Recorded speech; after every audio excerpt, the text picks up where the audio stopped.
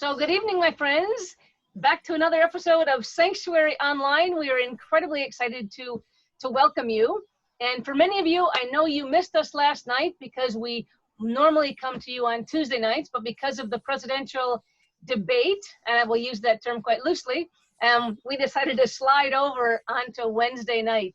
I did promise folks, Cheryl, in the social media marketing today, that this would be a civil conversation, that one person would talk and the rest of the folks would listen, and that you'd be a phenomenal moderator, and we'd have a very different experience for those of you who didn't sleep well last night. No matter what side you were on, many folks just got, oh my goodness. So anyway, I'm gonna go ahead and share my screen and welcome you. As many of you know, here at Sanctuary, we are part of building community, and we wanna see your faces. So please, tonight, make sure that you have your camera on and go on to gallery view. And what that means, up in the top right-hand side, if you click on gallery view or speaker view, if you're on speaker view, you'll just see a large screen of the single person who's speaking. If you're on gallery, we stay all involved in the conversation. You can see everyone. Also, you can open your chat box to start things off tonight. We'd love it if you'd give us your first and last name and your email address. We actually send an email each week letting you know what is coming in the upcoming episodes of Sanctuary Online. And maybe you can let us know where you're calling in from and how you connected with us at Sanctuary. What's exciting too is we have a text feature. Ellen, I know you're a fan because this is how you get reminded every week, right? If you go ahead and put your cell phone number in the chat box, if you don't want to put it out there for everybody, you can private message it to Barb Crabtree. And Barb will send you an actual text every Tuesday afternoon reminding you of what's coming up that night at Sanctuary Online. If you were on our text group, Edie and Mandy, you also got a notice yesterday that we weren't going to have anything on Tuesday night. And then you did that this today. That was great, Barb. So real exciting. And before we jump into tonight's conversation, I just want to remind you, we have an incredible October and November and December lineup for you. But next week, we're going to talk about Giving Tuesday. Barb, Giving Tuesday is what date? December 1st. December 1st this year, my friends. And so if you want to be a person who makes a difference by giving, or if you have a nonprofit organization that you'd like to help prep a Giving Tuesday campaign, we're going to talk all about that next week.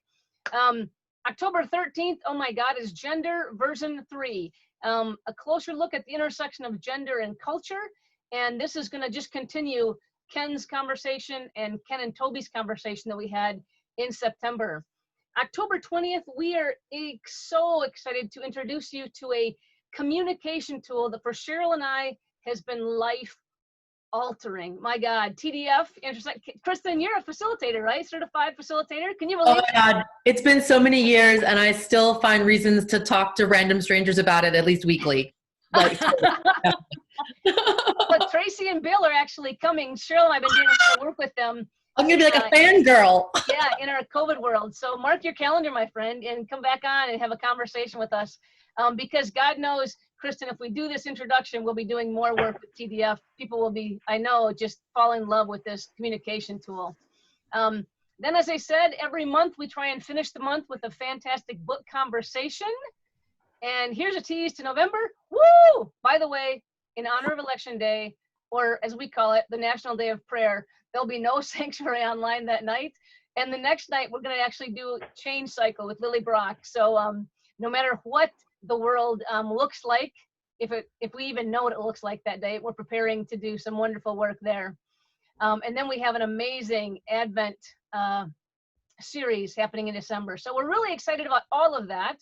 But I'm even more excited to introduce you to dun, dun, dun, dun, Cheryl Meyer. My God, she is the smartest, best looking, kindest book club moderator host I have ever met in my entire life. Anybody? Can I get an amen there? Thank you. Thank you. Okay, so I'm married to her. I'm a biased person. Okay. You know, I'm good with that. So Cheryl, I'm just going to toss it. And after that, you get to stay married. Pardon? That you can stay married And for after that, you get to stay married. Hey, I'm working it, Barb. I know how to make this work, right? Oh, well, I'm tremendously happy to see you all here tonight, and I'm going to just hand you over to Cheryl. And Cheryl, you have your way with them. I'll come back on when you need me later on tonight. Okay? Okay. And I'll probably need you to put up the question slide in a little bit, but not quite yet. Absolutely. Yeah. So really, I'm excited that so many of you have read this book. Did you guys all read the book? Really? Yeah. Or listen to it, Cheryl. Yeah. Or Look us listen on to it. Audible. Or listen to it. Yeah. Yeah. Cool. Awesome. And the next question is, did everybody read it from the beginning to the end? Or did you, yeah? You guys all just, you read it in the right order? Yep. Okay, so I'm the only one. I'm the only one that cheated and read the end, right? Before I read. I still can't believe you did that. Why did you do that? Thank you, Why? Ellen. Why? That's the first question of the night, Cheryl. Why don't you listen to Ellen? She's a question for you. Why did I do you do that? Well, I came across a passage that in the book, and well, I'll tell you about it when we get there and stuff, but I came across this passage and I said, oh my God, she did it, and I said, I'm just going to go read the book and see why Joby said it's a surprise ending, because it seemed like there's no way it could be a surprise ending. So that's why I did it. So she came downstairs and Can't wait told to me, hear what the passage. yeah, she comes down and says, I read the ending. I said, you mean before you read the middle? She's like, yes. And I'm like, I don't want to talk to you. I don't even want to talk to you. The reason the ending is so good is because of the part right before the ending. I know. Yeah. Well, yes, I know that now, but I was very tempted because I started reading and I'm thinking, oh no, it's another book about abuse. I hope, and I thought, oh no. So I flipped through a couple of pages, here and there, and I'm thinking, oh no, she's gonna do this. She's gonna come out of this really well. But I thought, okay, if I read the ending, which I often do, Cheryl, so this time I truly did not. But at first I thought, and I almost put it down. And then one night I read for 3 hours and then I got hooked and then I had to read to the very end. Yeah. Well, I know that for sure, Mandy, when we first started the book, you were like, really? Do we always have to have books? And so there were some strong feelings about some things and some passages that happened in the book. So I just put together a few questions. They're pretty generic, and I just wanted to let y'all take a look at the questions so Joby can put them up. Just go ahead and read through them, and we're going to just take a look and decide what you would like to talk about, because we don't have to go through all of these. I think it'd be interesting to hear what everybody liked about the story and what they, their favorite parts and what they didn't like. But also let's talk a little bit, some of this about, some of the things that happened, what you learned, why did it surprise you, the ending, or did it surprise you, that kind of thing. So we'll go through them. Take a look at the questions, and that's kind of, where I want to go with it. And if you feel compelled to start with a certain place, we can. If you don't feel compelled, we'll just kind of start with, what'd you love about this, or what'd you like about the book, and that kind of thing. So you know what, Cheryl? I'm going to also copy and put these into the chat. Okay, so people can see them. Thank you. So That'd be a people good can idea. see them, but also so you can see all your gorgeous faces. Good idea. Yeah. Okay. So what'd you like? What was what compelled you in this book? What'd you like about it?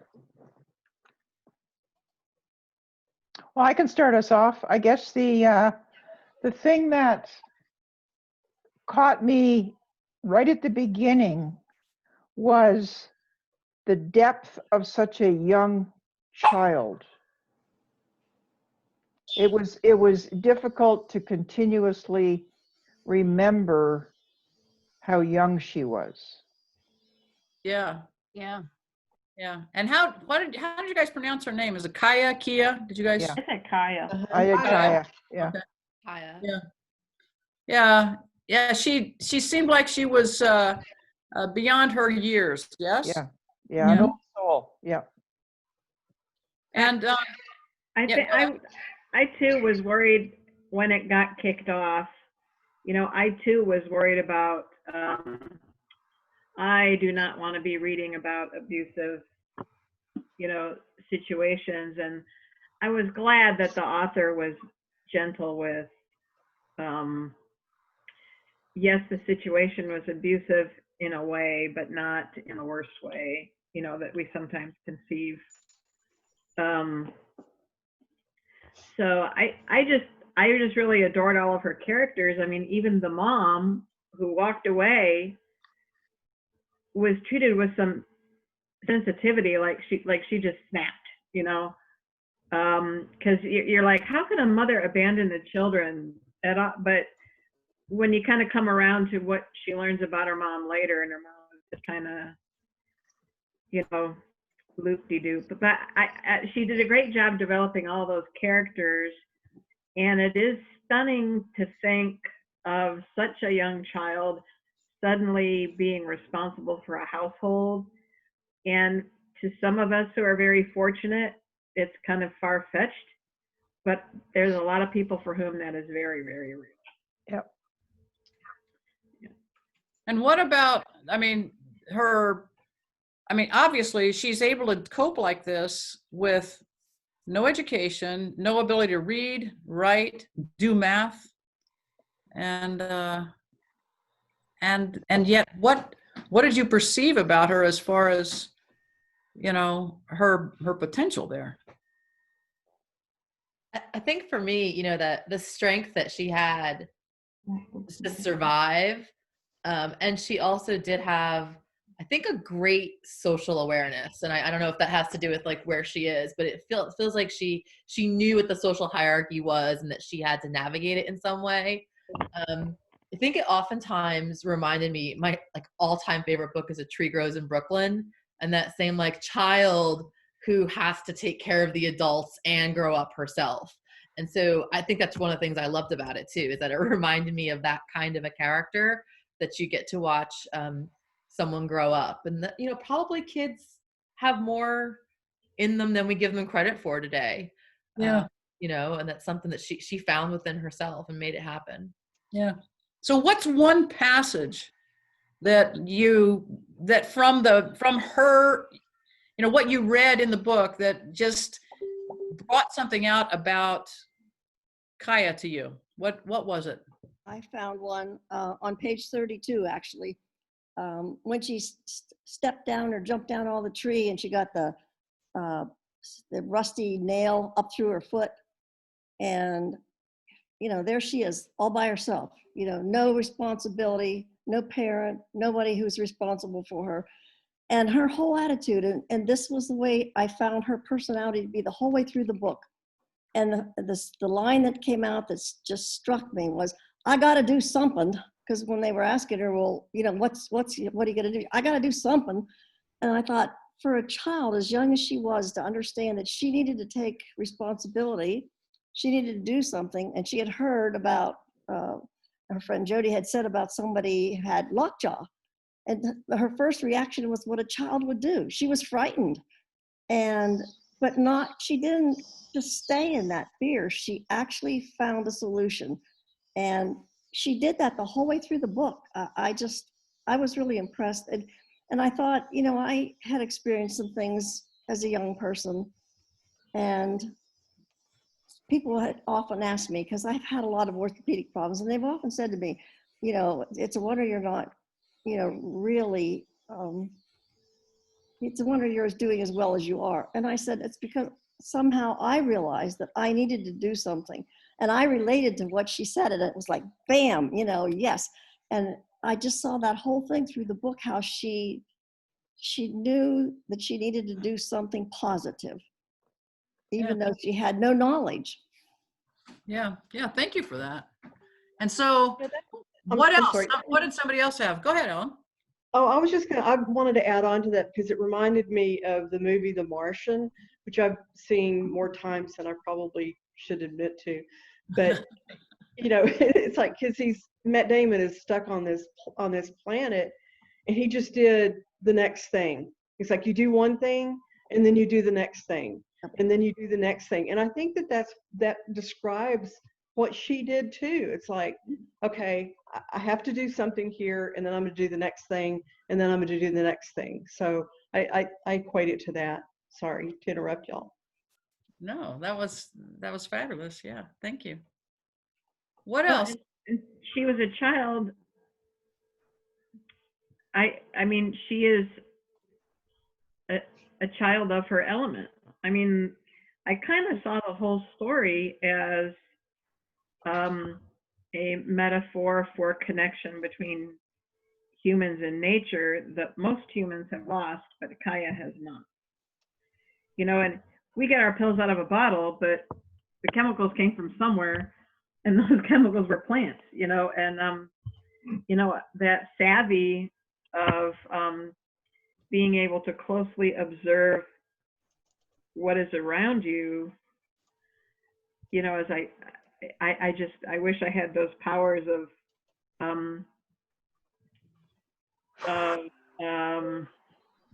mindfulness and using what is around me. And yes, she sort of eliminated herself from society, but knowing I have to go there for survival, but who can I trust there?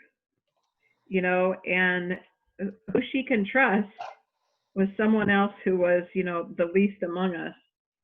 What's his name? The guy at the boat dock? Oh, Oh, yeah. Jumping. Yeah, jumping. Sorry. I finished it so many weeks ago. I'm like, I'm not going to remember everything by the time we get the book done. I did too. Because I was like, oh my God, this is a good story. I finished it pretty quick. So, you know, she had a sense for who will be sympathetic to me. And which is almost one of those lessons of, you know, there's the white church ladies and they say they're really nice, but they really aren't doing anything to help a girl who needs a little help. But old Jumpin' and his wife did, you know. Mabel. Yeah, Mabel. So I just got really moved by that, and by Jumpin' reading the situation, not overstepping his bounds, but being supportive at the same time, you know. Yeah. That was kind of a case of, pardon the pun, birds of a feather flocking together, you know, for her. The other thing that's really interesting about Kaya is, and what it demonstrates is, some people might not have the privilege of education, but they're gifted observers, with gifted minds, because they're not locked into seeing things the way other people are taught to see them or forced to see them. She saw them for herself and mapped that all out. And you know, we see that from time to time when some child with superior skills or intellect manages to rise out of a society or a community that isn't necessarily set up to give them their best chance. Yeah. But she was able to create it all on her own time, and take something very simple that maybe we all did, a feather collection or a leaf collection or a rock collection, and turn it into something very comprehensive and significant. Yeah. With that innate intelligence. Yeah. And that's the thing, right? We all know that people learn differently, but she used what she had available for her to learn and grow. And as soon as she had access to anything that gave her the skills that the rest of the society had, she certainly grasped onto it and used it to even enhance what she already had learned, right? Yeah. So, and how she was learning. It was pretty amazing, I thought, as well. Yeah, so what else? Is there anything else that you found intriguing before we jump into some of the middle of this stuff you would want to share? Love the extreme detail that the author wrote with, because I just was I was there. I could see everything she was describing. Yeah. I thought that was just amazing detail. Yeah, and you all live near water type of area, not swamp, obviously, but you know, you're familiar with some of that kind of pattern, I would bet, a little bit. Well, we have the river. Yeah. But there are water birds down there. Yeah, I just would see some cranes and stuff. Yeah. And Cheryl, I think the thing for me was back to what Edie said is, you know, there was the author gave you such snippets in the beginning that you had judgment around the kids and judgment around the brothers and sisters and judgment around the mom leaving, how could she do this? And these are all very human questions because we come judging, I think, or maybe I'll just use I statements. I come judging. Why did that person do this? How could that person have been so callous? How could she have left her children, And then as the story develops, the answers show up and I go through my ever-present human, why didn't I ask questions from a compassionate, curious heart rather than a judgmental, place? And that's maybe my human growth journey until I'm dead.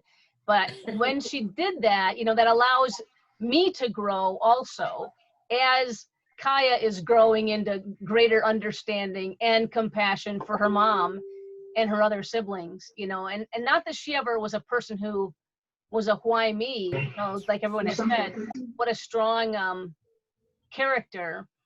She just got it done.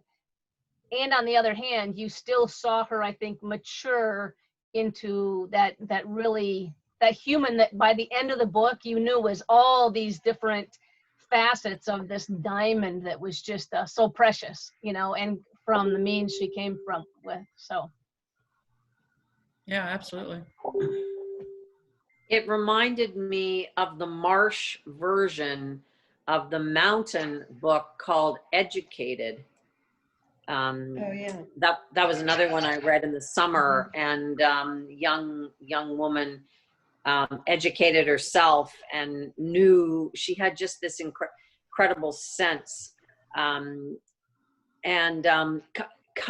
just wanted to be inside of Kaya's mind because there was such an incredible sense of order to it. Like, in spite of the chaos, the family, and all of the stuff that she kept encountering, she had somewhat of a sense of order, and the ability just flowed out as a result. I just found it fascinating to read her think. You know what I mean? To read how she was thinking. And yeah, I found it very moving. I really did. Yeah. That kind of mind could have gone very psychotic very quickly, right? But she was so well channeled. I don't know, I can't even think of what the word is, but she channeled all of everything she experienced into such productivity and smarts. Yeah. I just thought it was, I love stuff about the South too. Like, I love Savannah. I love the Bayou. I love that eerie, misty catfish reeds and that kind. I love that. I just love that. So, but amidst all of that, she could carve a path. She knew which way to go. She could take that boat. Like, I just found it fascinating. Yeah. And she was just fascinated with her own surroundings and everything around her. And she just kind of fell into it and wanted to learn more and more about how these animals worked and how these birds were and how these plants were, and just gave herself to them, and like you said, Edie, trying to mindfulness, you say, take a leaf and take a look at it and really get to know this leaf. Well, I've never done that, but she did. I mean, she really did that, and it was pretty interesting. I guess she only had two basically things to do. The obvious to survive, which was very hard, especially initially. Yeah. And the other thing was to observe what was going on around her. That was basically her only form of entertainment, or so. Yeah. Maybe that's why she chose to be so observant of nature. Yeah. That was her only option. So one of the things that I wondered about initially was, because of the chaos in her very young world, was that why she became such an observer? Did it start off at a level of survival And then when those human threats were no longer present in her world, that capacity continued and then enabled the rest of her learning. Huh. That's interesting, Glenda. Yeah, that's a really interesting idea. Yeah. Of where she went. I was in awe, maybe envious of her positive outlook to everything, and almost like a fantasy world of seeing like a message in a feather left that represented a gift, and this must mean he wants to talk to me. And I kept like my own maybe insecurities. I was constantly afraid that she was reading the wrong thing into it and she was going to end up embarrassed, but like that never happened. She seemed to just see these messages in the world and just reached out without fear, and the same then came back at her that she reached out with. Yeah. So she didn't have, she had a good sense, you're saying, of what, she had a good sense of what was out there and how she was going to be received, basically, or how to judge it, I guess. What was out there? Huh, interesting. I thought she had an amazing judge of character. I mean, she had an amazing, like she treated people like she treated a feather. She like just so perceptive. And if people hadn't bothered her, I wonder what would have happened if people hadn't bothered her, right? Like, yeah. Because they were more curious about her than she ever was about them. Yeah. And yeah. So what did you not like? What was like? What got you about this book?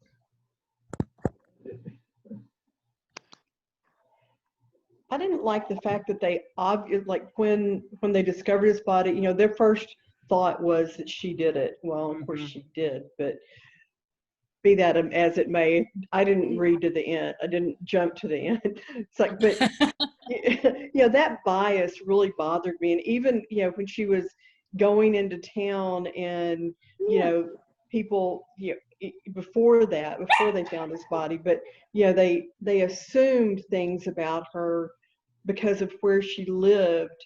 And, you know, and I think that bothered me. It's like they didn't give her the time of day, basically. And then the boy that she killed, you know, I wondered, even as I was doing it, was that his own fantasy life? You know, because she was like living somewhat in a fantasy, and they were living in a fantasy together. And did he really know all along that could never happen? And, you know, so I was like, did he string her along, or was it if he had his way, he would have been with her? So I guess it's just the prejudices and how they're weaved on both sides. Like, he couldn't be with her because people would be prejudiced against them, because everybody was prejudiced against her. And Ellen, I'm going to jump on that one because, you know, that's a piece of the story of my own personal growth in the story. We'll never know, right? Yeah. We don't know if he was forced by his culture. And this is why I think this book is so timely today. Was he forced to live into the expectations of his culture? But he really did prefer to be with her, you know, the authenticity that she was, and, you know, the care and the real person that she was. You know, were his friends that way, or his mother's family's friends, children that way, or were they all full of the entitled life, you know? And so I wanted to believe that, and that's why the ending just really crushed the heck out of me, because I don't know, I can't, that one's never to be resolved for us, right? Yeah, I love that. I was pretty, I mean, that was just kind of a trope of that. That was a juxtaposition of the tropes of the conquest male, you know, who wants the wild girl, versus her real friend. What's his name? Tate. Her husband. Yeah. So, you know, the contrasted masculinities between, you know, sensitive, intelligent, protective, and secure, versus A jerk. The jerk. a hero, you know. It was just kind of an exploration, I think, of masculinities, and it was nice that it did show a masculinity that was a productive, you know, masculinity. Well, and her That, brother re- too, that, right? that reminds me of a debate I saw recently. I promise to work on it. I mean, the interesting Sorry. thing to me is when you guys are saying this, I'm thinking, I never saw him, and that just brought it up when you said that, Joe and Edie. I never saw Chase as someone who I thought of him only as wanting to just pursue her to have a conquest. And it is very possible that he enjoyed that, but he just didn't have the strength, didn't have the wherewithal, you know, to go for it like Tate did, you know. He was so bought into and so caught up in the society, and he just couldn't go there, even though he may have. And yes, he acted like it was a conquest too when he talked about her, you know, and really, other than the way you hear him talk about her or whatever, that's one place that the author never lets you get into his head, really. Right? Yeah. Yeah, and I mean, you have to know that I just have to chuckle when writers use not so subtle names like Chase. Like, you know, yeah. he was about the chase. You know, I'm not quite sure what to think about Tate, but you know, those things are not accidental choices by the writers. Yeah, I totally didn't get that. I didn't get that I either. didn't said it. That's interesting. Yeah, I had a couple in the middle where I feel like I let myself believe that he was really interested, or I wanted to believe that he was really interested and that it was sincere and maybe even surprising himself. But then again, like, to what you're saying, Joe, like, did he really get a lot of pressure to back away from it, or did he just think that he had to back away from it? Yeah. You know, like, that's like, what's that outside pressure? I think sometimes we think it's out there and it's not nearly as overt as we think it is to do the right thing. Wouldn't it be great, Kristen, if that was her second book? You know how they what they call it midrash in Jewish theology, where you take a story that is quote unquote well known from one perspective, but then you look at it from one of the other participants in the story, but they become you know, the vision, the view, the eyes through all of it. So wouldn't that be a great story, another book of the whole thing, but his perspective, you know, who knows today? Because her brother was also in there as a mix, right? And then jumping, you know. So I think there was a lot of good masculine perspective. And I just wonder too, listening to all y'all this evening share how observant she must have been. And I'm with you there. I think that probably Glenda comes out of the only way for her to stay safe was to quote unquote stay hidden. And the things she had to stay hidden amongst was the leaves and the trees and the birds and the nature and the sounds. Those were all protection, you know, for her, survival for her, such that if he was in this high societal, I don't know, non-authentic, real culture, and then he met someone who actually looked at him, who actually listened to him, who actually saw him, you know, what a draw, besides how sexy that would be, how feeling of loved he might have been, you know. So I'm gonna vote that Chase may have had some redemptive qualities that somehow came to a quick end. Yeah.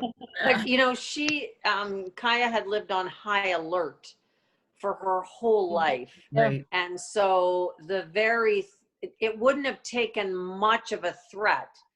And I think we only saw sort of the tip of the iceberg for her to respond or react in self-defense. Yeah. And so I can't remember when I went to put it down and thought, okay, I need to finish it.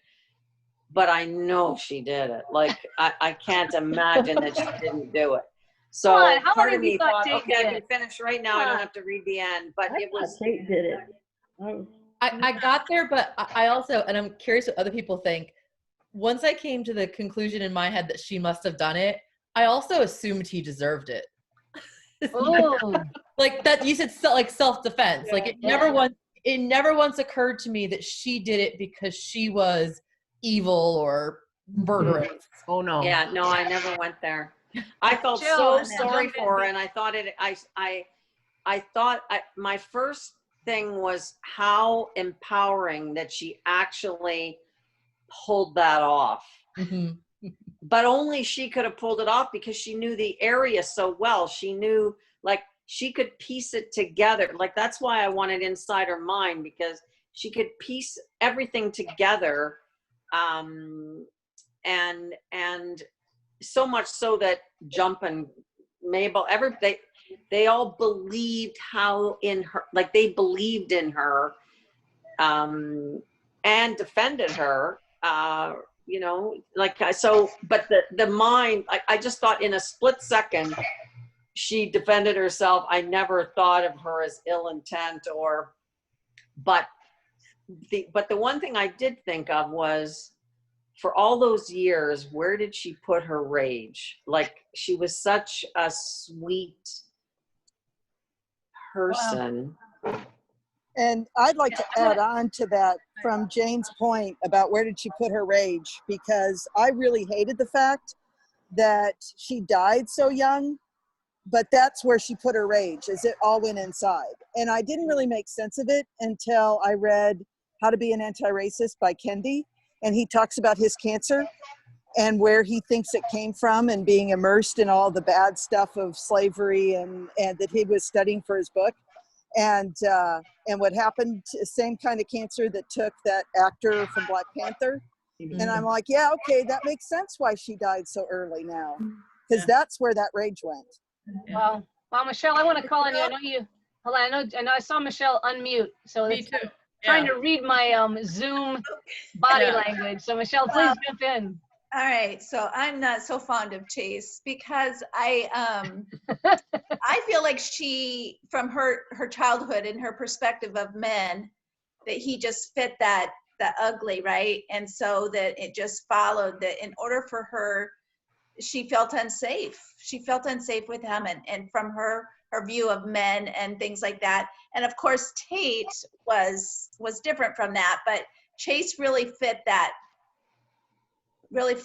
So I felt like she felt like she needed to do that in order to, because from her perspective of how that a little experiment with it, really. I mean, her experience with her father. Hold on. It said that. Go ahead, Sue. Ann? Okay, I was gonna say, from her experience with her father, she felt like that he was, once he had hit her, but once he had been attempted to rape her to assert his dominance over her, based on her experience with her father, she felt like that was never going to stop, that she was never going to be safe, that she was always going to have to be on guard, to be worried about him. She went to the reading cabin for a while and then decided that being afraid wasn't the life that she wanted. But I think as long as she thought he was around, she always had to have a fear based on how her father treated her mother. Right. Well, yeah. I think that's how she viewed Chase also. Mm-hmm. Yeah. Barb has a comment in here in the chat. Barb, you want to tell us what you said here? Well, just a little bit tongue in cheek when you were talking about, was it, self-defense, and the stereotypical he needed killing defense. Yeah, so that used to be a defense in the South, eh? He needed killing. Wow. But well, she was. I mean, they were such contrasts. I think she kind of played with him a little bit and experimented with him. Like, she had been watching. Our cockatiel is very interested in this conversation. So she had been watching, you know, she had been observing all this time, and she kind of knew what she was getting into because of her dad and whatnot. And he was kind of a little experiment for her. Like, you know, is this all it's cracked up to be? I mean, she used him a little bit and he used her a little bit. And it just seemed to me an exercise in the contrast between growing up as a part of your environment. Kaya was her environment. And her natural environment had dangers and predators in it, right? Yeah. And all the time. This was an experiment with this social environment to which she was not privy, and its dangers and predators, which being humans are a completely different ball of wax. So if you think of her in terms of she's a scientist, and she's kind of playing with what's the difference between the human reaction and the reaction of the natural world. And I see her very much as a metaphor of the natural world. Yeah.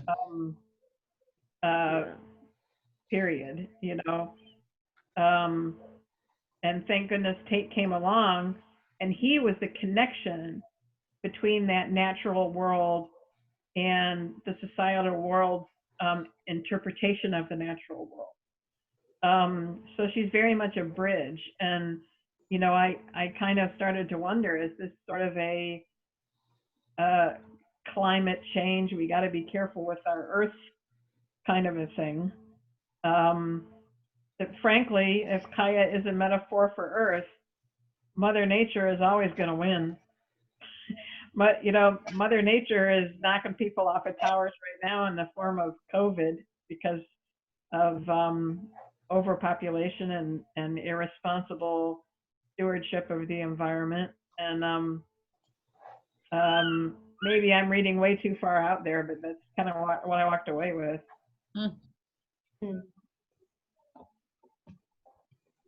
Wow.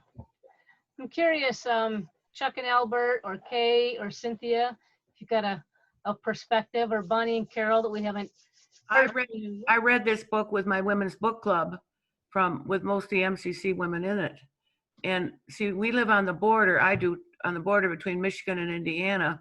And many of us in that group live very close to wetlands.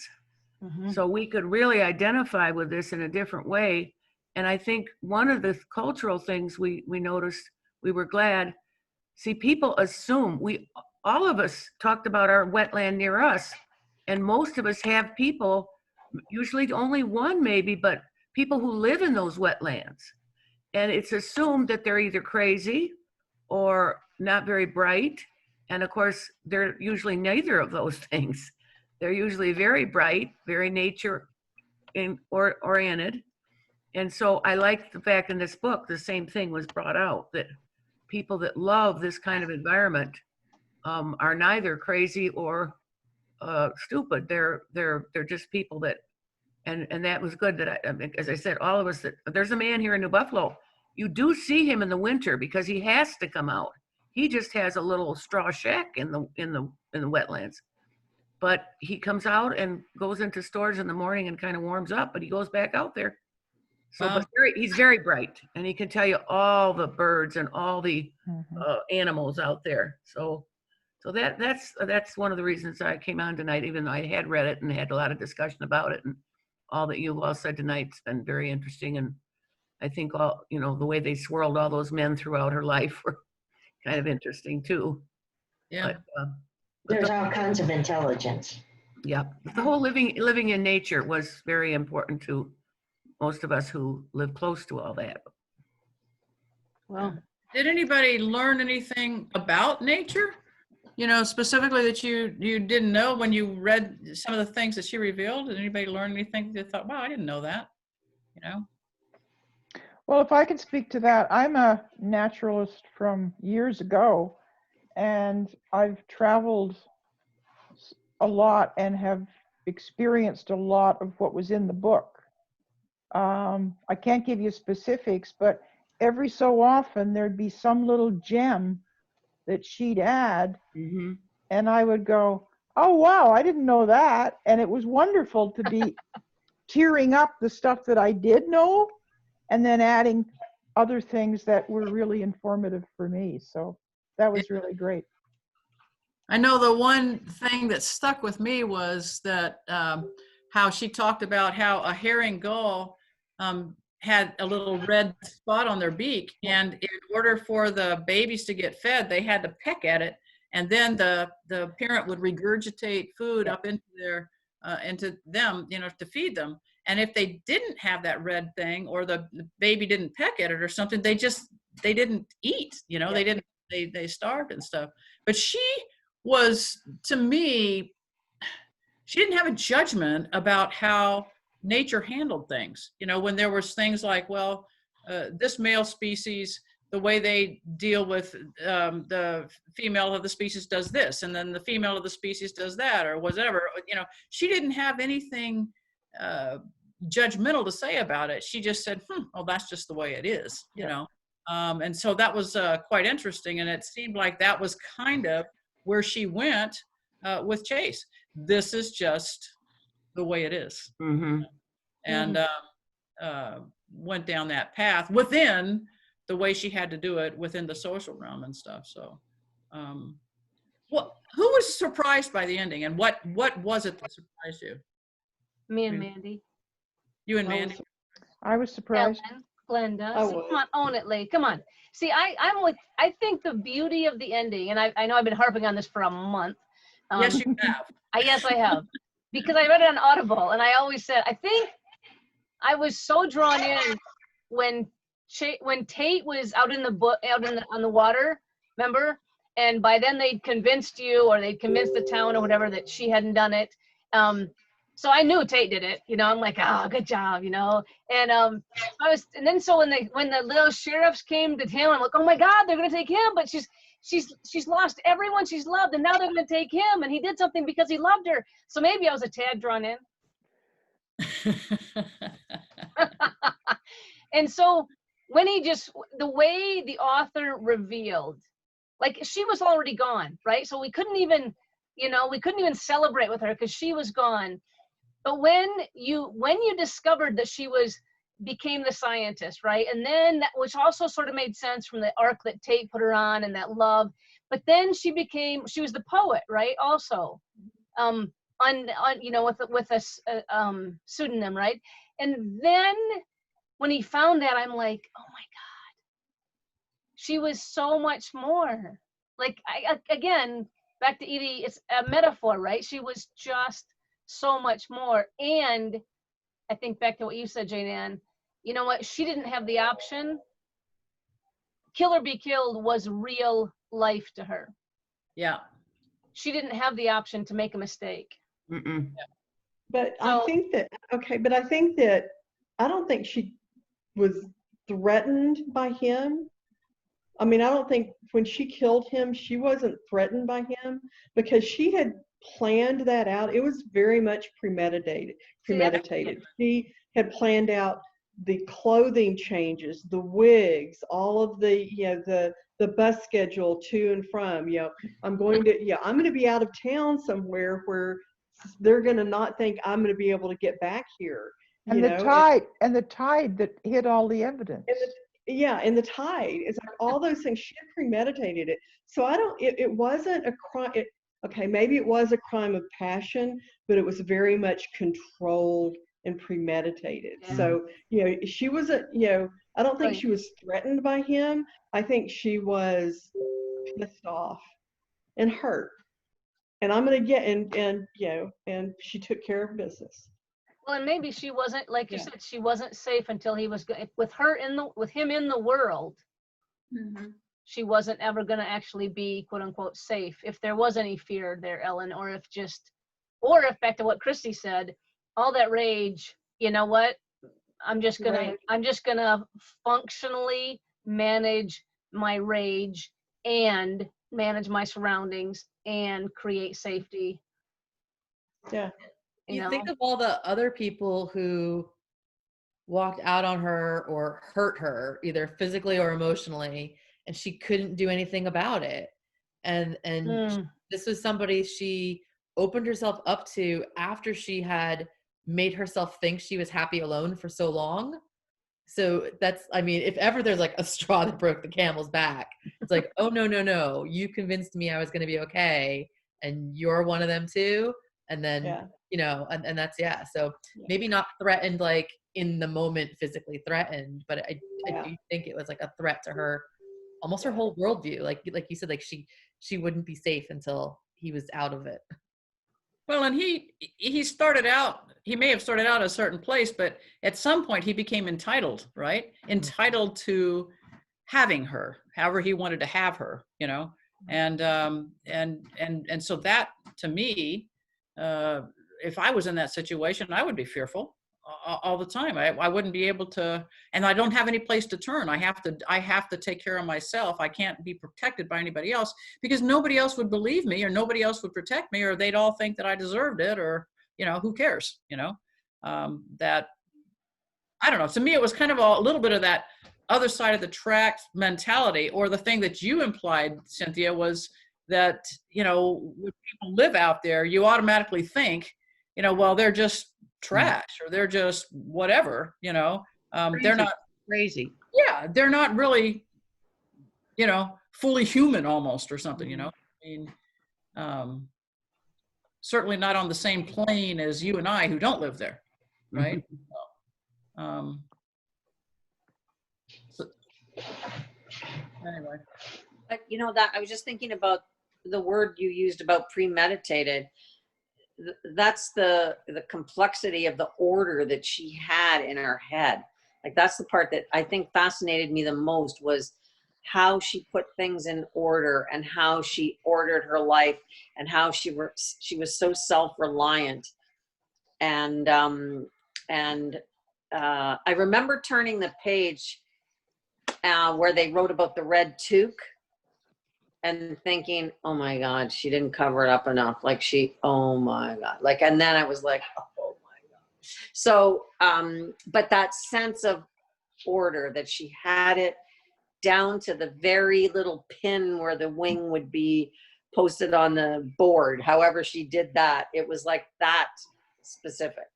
And that's, I just had so much adoration for her mind. And, I just felt sad that she didn't live long enough to really enjoy the rest of it, to have any other kind of life. But maybe it wasn't possible, right? But well, she got a refrigerator and a new bed, so yeah, you know, when we were talking about the descriptions, I kept thinking about how the little shack, as she adorned the walls and kind of made it over and kept adding to it, the transformation that it went through from some place that was dilapidated, that no one could believe she was surviving in it, to however it was, even when she described the bedroom, and that they put a stove in there, and like, it just, the whole but again, it was all in order, right? And it just boggled my mind. Well, don't you think she and Tate, she didn't know Tate had been in her life as long as he had, because he was older than her. And they built a beautiful life at the end with newfound money, but she never changed the outside. It was all on the inside. I think she and Tate made the best of what they had. I mean, she lived till she was 64. Yeah, but you know what? I'm going to go back. That would be one of my parts when the question you said, Cheryl, what did you not like about the book? I just feel she overcame so much, and if she could have had a few more years of just that joy and knowing love and being loved, and, you know, man. Well, when do you think the trial happened? I don't remember. It was a month ago I read it. How old was she during all the trial and stuff? I mean, wasn't she fairly young still? I Yeah, think, didn't they say that they got like 6 years together or something? There's a line in it, I forget now, I listened to it a long time ago as well, but that they had a number of years together, like after it was over. And that's where I think, yeah, all the stuff of her life was able to come together, and she could just breathe and be safe, and feel like they had a cushy life, you know, compared to what she compared to what she grew up with. But it was, I think it was only 4 or 6 years. Really? No, I I think it was a lot longer. I think she I think it was longer than that too, Joe. Yeah. I feel better. 20s maybe. I think she was about 29 at the trial. I don't know why that sticks in my mind, but Yeah, I think so. Yeah. I think she and Tate had a lot of years together. Okay, good. I feel better. Well, I think the thing with Not enough. for me, the thing with Tate was it goes right back to when she was in her youth, because when he started bringing the flowers or the feathers, when he started doing the relationship between the two of them started way before they even saw each other. Yeah. Weren't there some So photographs that they were in Tate each other's lives for many, many years. Yeah. There were some photographs where she saw pictures of family and Tate was there, but she With didn't. the older brother, with Josie, yeah. Yeah, he fished with Jody, her older brother. Yeah. Yep. So he's kind of always been aware of her. She just wasn't with him. Well, Cheryl, I hate that. I was going to say it's about time to wrap up here. I just wondered if anybody had any closing remarks or anything. Or Albert and Chuck, did you have anything you wanted to add here before? We haven't heard from you at all in this. You're being so good. Yeah. Especially as we turf on the masculinity of Dad. What do you guys? Yeah, have? really. When we listened to it together. We got to the end of it. We were surprised at how much we thought she was a real person, that this was an actual, you know, and we decided it was because of all the scientific detail. The world she lived in had been made so vivid that, you know, and seemed so real that we decided that she was, you know, we didn't decide officially, but we felt as though she was a real person. This was a real story. And actually at the end, I felt like all that planning and all those things and all those details that she went to make the murder happen, which is too preposterous. That couldn't really happen, you know? And then I thought, oh, yes, it can, because she's made up. Anything can happen. I'd like to say thank you for choosing that book, Cheryl. It was delightful. Yeah, I think that was actually, Joby, that was one that you suggested, wasn't it? But it was. Yeah. Thanks to you, Jody. Yeah, thank Well, you. and my friend there, Christy Loescher, is a college roommate of mine from University of Michigan from just a few years ago. And Michelle up on top here, Michelle is a friend of mine, other college roommate, Sharon, who wanted to be here tonight, but has a big meeting in the morning that she's preparing for. And what we did, when we all turned 50, we all did this amazing birthday. All of our college roommates are still very close. We Zoom once a month. And I think it was for you, Christy, because Cheryl, if you remember, we gave you a book of 50 of our best books, right, Christy? So, yeah, I got a list of 50 books, and each one of you, I think, gave me your favorite. Yeah, so and we I actually had went like into your 6. house. We had to go into Christy's house to figure out, would they be on Audible? Would they be Kindle? Would they be real books? And Christy's a professor, so you could assume, but we didn't want to assume. But it was this really cool thing, the year that we all turned 50, there was this massive, cool birthday present. And so these guys we're always trading books and throwing these ideas around. So Michelle, thanks for visiting us for the first time. Really appreciate it. Having me. This was great. Thank you. Always welcome. But yeah, Cheryl, so I've been listening tonight, and there were a few ideas thrown out, and I've captured them. But let me some books. Some book titles were tossed around tonight. So let me go ahead and share my screen. We don't have to decide for much tonight, but if there are other ideas, Kristen, you mentioned A Tree Grows in Brooklyn. Is one of your favorites. Jane Ann, you mentioned something called Educated. It's been on the bestseller list for a while. Christy, you mentioned how to be an anti-racist, right? And then Cheryl, you and I had thrown out Two Spirits is just a book that we've been working with a bit in September. And then The Go-Giver is a again, a really neat book that is a allegory, right, Cheryl, that you thought of. But we're open to any ideas here. I can just jot a few down. And I want to nominate Where the Forest Meets the Stars. Where the Forest Meets Stars by Blindy Vanderall, Vanderah. Derah. First name Glendy, Glendy. I've already read it. It's a good book. So I've already read it. We're done with that one. So are you all, let's just go to one place and say, do you want to read a novel or do you want to read something that's more, less of a novel? Like How to Be an Anti-Racist, is that more nonfiction, Christy? That's nonfiction. Yeah. It's written by a guy who teaches at University of Pennsylvania, I think. Okay. And he runs the Black Scholars Institute there, and so he's really written intensely about his ideas. It's his ideas based on research, but it's definitely nonfiction, and it's pretty heavy. I was wondering, Christy, would you think that would be a good book for one of the things we tried to do? I mean, for those of you who've been with us at Sanctuary Online a little bit longer, we do some heavy nights. You know, we've done some work with mental health, we do some heavy nights. We've done some camping, very light and fun nights. We try to do something that's, we try to actually interview an author at least once a month. So, Christy, do you think that would be a good October book to read from a book lover, or would you vote for that, or would you not vote for that? Would you vote for something else? I'm in another book club that read it, and our discussion was not as deep as I would have liked. And listening to this discussion, this group seems to be willing to, make connections and go deeper than the book group that read that book. So selfishly, I'd be very interested in the people in this room's opinion, because he makes some pretty intense claims. I'll give an example is he says that capitalism and racism are co-joined twins, and that where you have capitalism, you will have racism. Mm-hmm.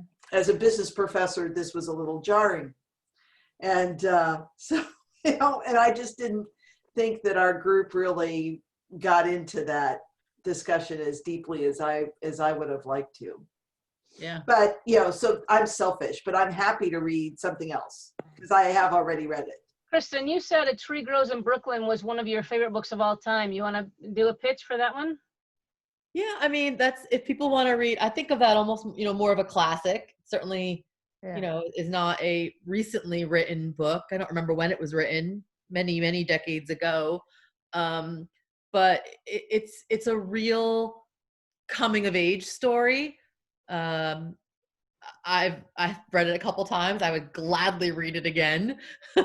If people have not read it before. It takes place in Brooklyn. Spoiler alert. But it starts, I think she's 8 years old when the book starts, and she's at least in her 20s, if not 30s or older when the book ends.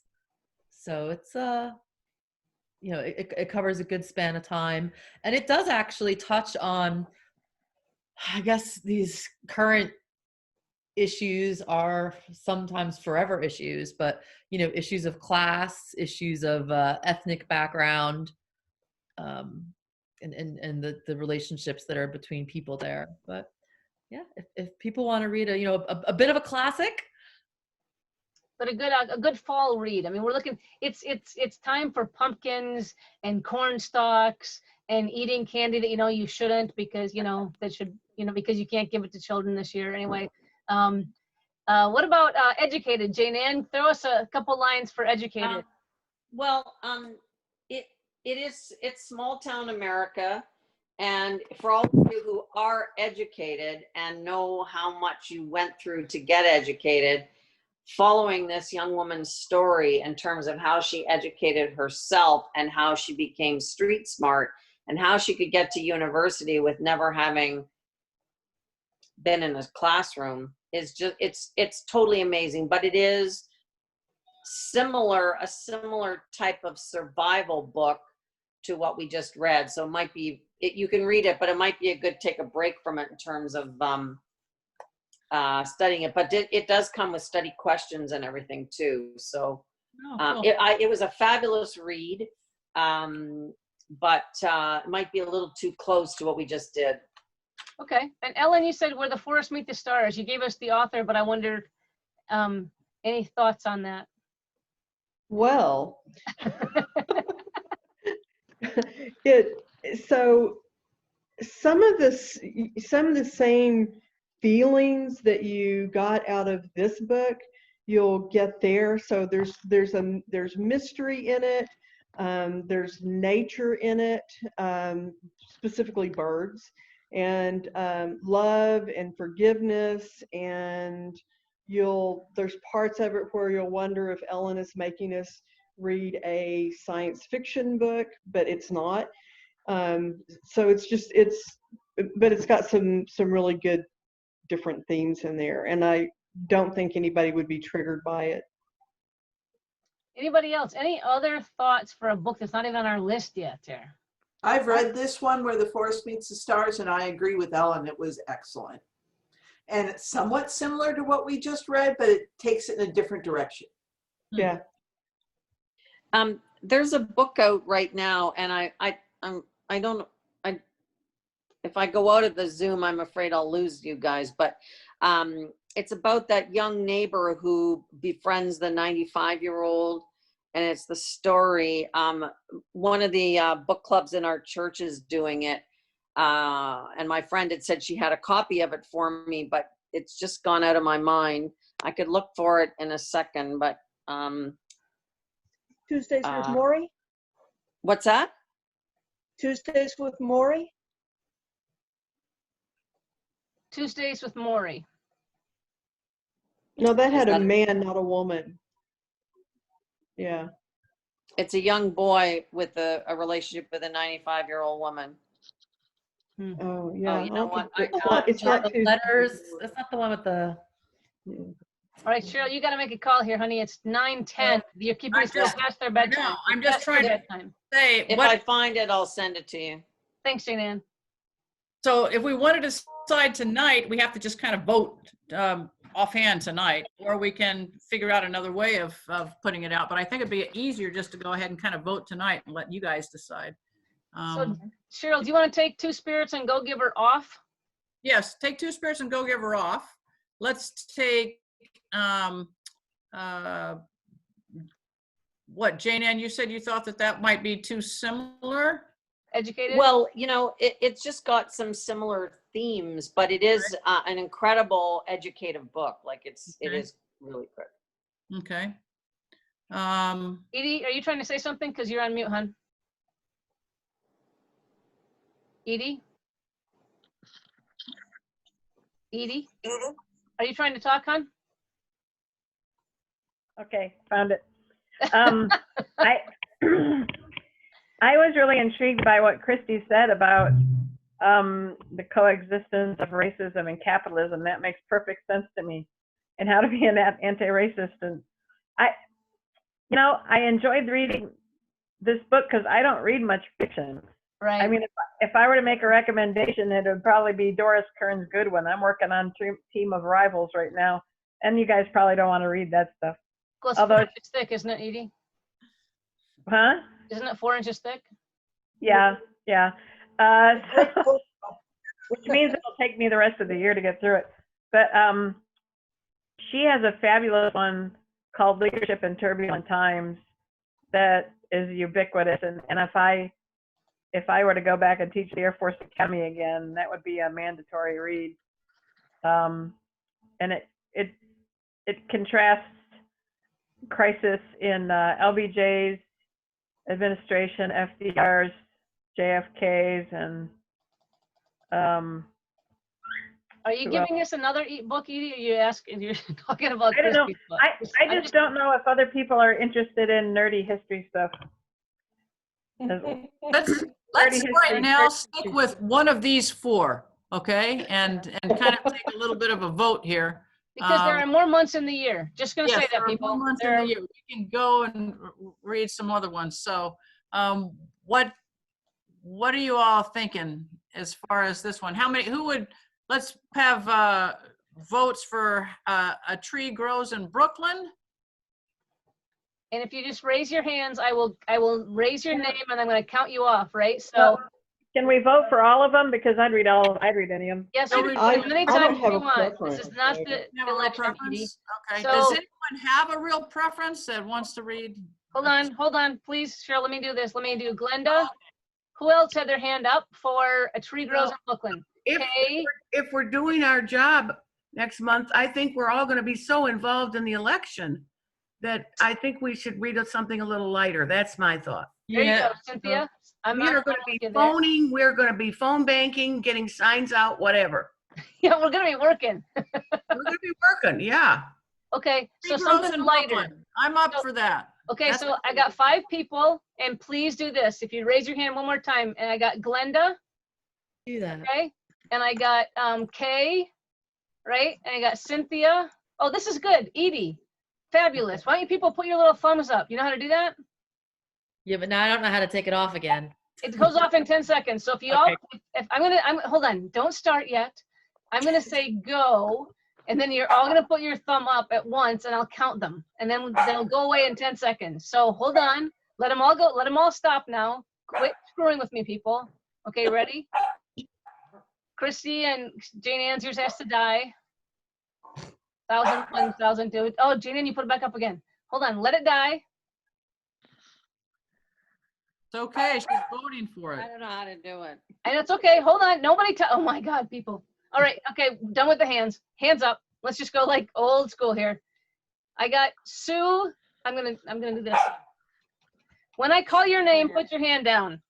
Keep it up till I do. Cheryl, hand down. Sue and Ann. Is that 2 votes or 1 vote? Sue and Ann. 2 votes.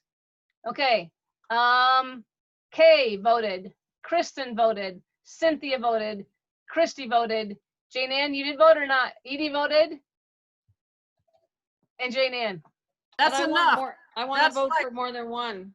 You can. Okay. You said we could. Yeah, you can. This is not the U.S. president, people. This is just a freaking book. My God. And like I said, there are more months. There's like at least 3 because we know God wouldn't end 2020 in the middle, would she? Okay. So educated, hands up. I got a Christy, hands down. I got an Edie, hand down. I got a Kay, hand down. I got a Michelle, hand down. God bless you. How to be an anti-racist, hands up. Edie, Albert and Chuck, Christy, and someone named Diagnostics iPhone. I don't know who you are. Okay. I got you, Michelle too. Okay. And I got yours, Jane Ann. Okay. And I'm going to count these.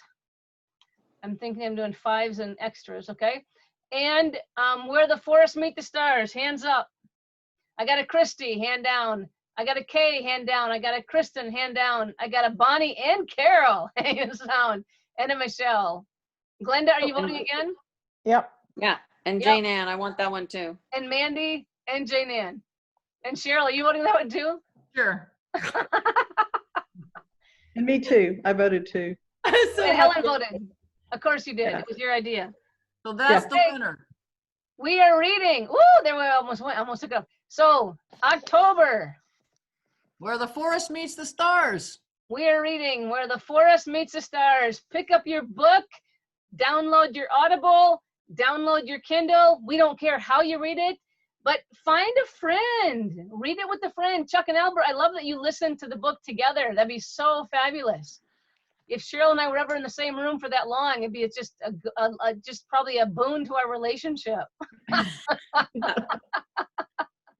Can I just say something, because Barb put in the chat that, you know, go to the polls with your registration cards and wearing your RBG t-shirts. Yes. Don't wear your RBG t-shirts or anything that's like any. Go very, very plain because they will turn you away. They won't let you in? Political. Yeah. Wanna Yeah. go naked?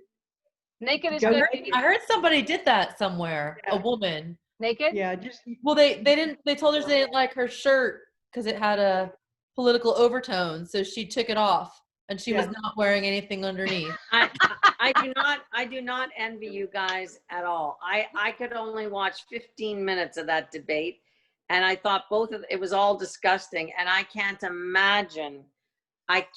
imagine having to cast a vote. And I think a lot of people are not going to vote. So you guys are, because of it. So I think you guys really have a lot of work cut out for you. We've got work to do. We've got work to do. And Canada, like if you talk to the average Canadian who may or may not know very much, they believe Trump's going to get in again because there's no way he's going to get out or be carried out or assassinated to get him out. Jan, if that happens, many of the people on this Zoom tonight will become ordinary Canadians. Or we're working on it. So I'm gonna need your address, Jane. All right. You can move in. Before this spins, I'm going to stop our recording. I could have done that a while ago.